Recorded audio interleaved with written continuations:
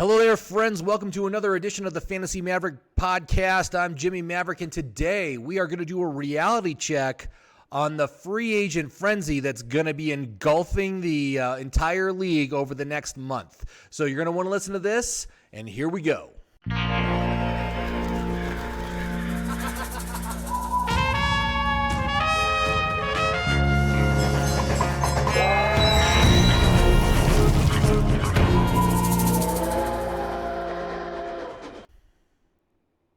Hello there, friends. It's Jimmy Maverick. Welcome to another edition of the Fantasy Maverick podcast, coming at you from Santa Fe, New Mexico, where we are in full-fledged spring right now. It's so nice outside. It's great to kind of be past the coldest parts of winter. We still may get some snow, but for the most part, it's warming up very nicely here, becoming very pleasant, and that's a great thing. That's a great thing. I got to tell you that. So today, we are going to talk about free agency, man, because the new league season starts in a week from today on the 18th, and there is going to be a flurry of deals and changes happening, and there's going to be a lot of headlines generated, okay? And that always happens. There are some big names out there that are up for a contract renewal, and one or two things are going to happen. They're either going to get paid and they're going to stay on the team they're at, or they are going to go to a new team and get paid there, all right? Now, most people tend to view free agency with a positive light, but for fantasy football purposes, both these things are negatives. However, one is worse than the other. And so I'm going to talk to you a little bit about why these players are pretty much a sucker's bet, and you should just avoid them in your fantasy draft this season. So let's start out by looking back at the 2019 fantasy football season, and I'm going to give you a list of all the football players that changed teams and had a great season. All right, so are you ready for this list? Here it comes. Mark Ingram, John Brown. That's it. That's all there is. It's just those two. If you look at the other players that switched teams and busted, it is a long and illustrious list of terrible, terrible fantasy players.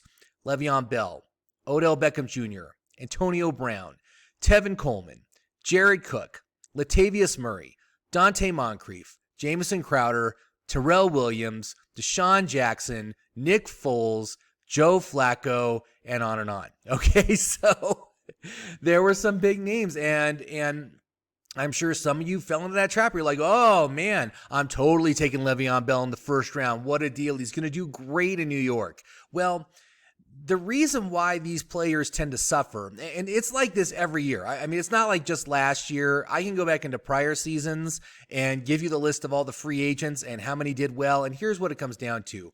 One or maybe two guys will have a great season, and everyone else of these free agents will just bust out, get injured, not live up to their potential, and underperform their draft position. And that's why you just need to stay away from it. You're never going to be able to guess which player it is. And, you know, like this year, if we look at the list of players this year, who's the guy? Who's the one that can go up? I mean, there's a lot of big names, right? You got Tom Brady, you got Amari Cooper, Dak Prescott, Derrick Henry, Melvin Gordon, Hunter Henry, Will Fuller, Austin Hooper, Kenyon Drake, Jameis Winston. There's so many big names. A lot of these guys are going to stay put, but a lot of them are also going to change teams. And frankly, when they change teams, it's just a totally different situation. They're going in cold. They got to learn a whole new playbook. There's different lingo. There's a totally different group of players that they got to learn to play with and develop trust and rapport with. It's a process. It takes time, and it takes longer than the 5 months we have here during the off season to get acclimated to that. And so even with some of these players that busted out last year, some of them started to come on strong towards the end of the year. You know, you had players like Jared Cook. You know, Jared Cook did very well towards the end of the season. And some of the players had good games. You know, you had Terrell Williams had a few good games. Jamison Crowder did. But Tevin Coleman had one great game, and then he just like disappeared. I don't know what happened. But that happens all the time with these players. And so you just don't even bother with the players that change teams. And in my app, which is I'm just starting to get working on now for 2020. I'm very excited about that. Players that switch teams and get a big contract get a big negative on their outlook. And it makes it very hard for me to recommend them unless there's other extenuating circumstances which would cause them to get bumped up to where their outlook would be enough stars for me to recommend. Basically, is what it comes down to. Now, this season, when you look at all these free agents, the other option, of course, is they stay put and they get paid. And for me, this is also a negative, although it's not as big a negative. It's a smaller adjustment, and the big reason for this is because when they're on a contract year, which would have been last season for these guys, free contract year players tend to play harder. I always say that hungry dogs run faster than well-fed dogs, okay? So all these guys that were hungry last year and really came out and had a great season, guys like Derrick Henry and Dak Prescott, even Jameis Winston had a great season for fantasy, had his personal best season. But these guys now are going to get paid in one way or another, and now that they've gotten a big payday, they're going to start viewing their bodies as this thing that they need to protect. And so they're not going to go as hard as they did before. And when you look at the difference in pay that these guys are going to have, in a lot of cases, these guys are going to be making like 10 times more money than they did the prior season. I mean, imagine if your boss came to you and said, hey, Jimmy, if you do a really good job for me this year, I mean an outstanding year, if you have an outstanding year, I'm going to pay you 10 times more money than you're earning right now. Are you motivated? Hell yes, I'm motivated for that. That is like, are you kidding me? That is a huge motivating factor for these guys. They're basically getting themselves set for life with lifetime altering money, $50 million for Le'Veon Bell or however much he got in his contract, or, what Dak Prescott is asking for now, which is a $160 million 4-year contract, which he may or may not get. But you understand that that's like life altering, set up for the rest of your life money. And once you get that money, now you're like, oh my gosh, now I have to earn this money. I can't sacrifice this body because this body is what got me this money. So therefore, I'm not going to play as hard. And that's a negative, right? Now, they can still be good and they can still have a great season. I mean, if you look at last year, there were guys that got big contracts in the offseason and had a great season.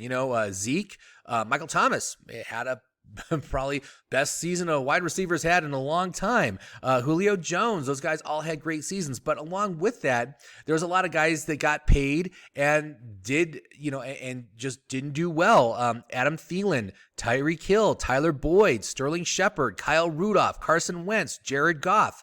These are all guys that got paid last season and came back and slumped the season after. And sometimes it was injuries, and sometimes it was just poor play, or sometimes it was both. So when it comes to fantasy football, man, I want guys with upside. I want guys that have not had their best season yet. All right. Those are the kind of guys I'm looking for. I want the guys that are going to that are working for the big payday. I don't want the guys that got the big payday. And that's kind of where I'm at with that. Now, on the flip side, also, when we look at that list of players that busted out last year, for the most part, most of these guys I'm very big on for this year. And so when you look at someone like, I've talked about him before, but like Odell Beckham Jr., who actually got great volume in Cleveland, and his big issue was he didn't get enough touchdowns. I mean, he only got like, I don't have it in front of me right now, but I think it's like 3 touchdowns on 133 targets, which is exceedingly low. And even if he reverts back, reversion back to the mean, gets himself 7 or 8 touchdowns this year, his value is going to skyrocket. But the bonus here is with these guys is they're all going to be depressed on the draft board. So you're not going to have to spend as much draft capital to get him. I mean, Le'Veon Bell right now is projecting out as a 3rd round player. Odell Beckham right on the 2nd, 3rd round scene. Let's see here. Who else? Well, Jared Cook, he's probably going to be the 8th, 7th or 8th tight end taken. So you're going to be able to get him, in the 60s or 70s for ADP. So he's a great bargain. These guys are going to be in a much better position this year because they know the offense. They've been playing with the quarterback. They know the coaches. They've earned the trust and respect of their teammates, and they're going to go out and they're going to improve. Obviously, in some cases, this is not going to happen like Dante Moncrief or Joe Flacco. We're probably not going to see them play anymore. But Tyrell Williams, they're probably, right now the word is that the Raiders are going to go out and they are going to get an elite wide receiver one, CeeDee Lamb, maybe Jerry Jeudy, one of those guys. And so you're going to have Tyrell Williams, who's actually going to have some help. And he was a bit of a disappointment last year. He didn't do great. He kind of fell by the wayside in the second half of the season, but with an elite wide receiver opposite him, he's got a real chance to thrive because he's already been playing with Derek Carr. And, it may not be Derek Carr this year, but Tyrell's already been on the team for a full year. So he's going to bounce back.